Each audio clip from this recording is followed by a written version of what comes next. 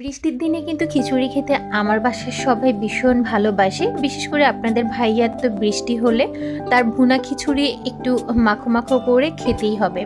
তো এই তো আজকে যেহেতু ভরপুর বৃষ্টি হচ্ছিল সারাদিন, তাই আমি চাল ডাল মিক্স করে এখানে খিচুড়ি বসিয়ে দিয়েছি। আমি তেলের মধ্যে পেঁয়াজ দিয়ে একটু আদা বাটা আর গরম মশলা দিয়ে খুব ভালো করে চাল ডালগুলোকে এখন ভেজে নিচ্ছি।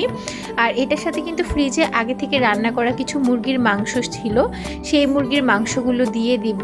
আর এই তো মাংসগুলো আমি বের করে নিয়েছি।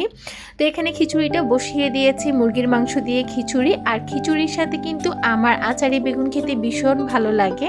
তো এখানে আমি কিছু আচারি বেগুন করব, তার জন্য বেগুনগুলোকে এরকম টুকরো টুকরো করে কেটে আমি ভেজে তুলে নিচ্ছি। আর এটার রেসিপিটা কিন্তু করা আছে, যদি কেউ আচারি বেগুনের রেসিপি চান তাহলে অবশ্যই কিন্তু আমি আপলোড করে দিব। এটা খিচুড়ির সাথে খেতে ভীষণ মজা। আর এই তো আচারি বেগুনটা আমি রান্না করে নিয়েছি। এই বেগুনটা এত বেশি মজা হয় খিচুড়ির সাথে খেতে, যারা আচার পছন্দ করেন তাদের জন্য তো এটা বেস্ট একটা রেসিপি।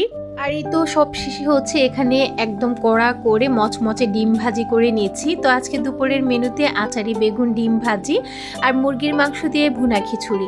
আপনাদের কার বাসায় কী রান্না হলো অবশ্যই জানাবেন।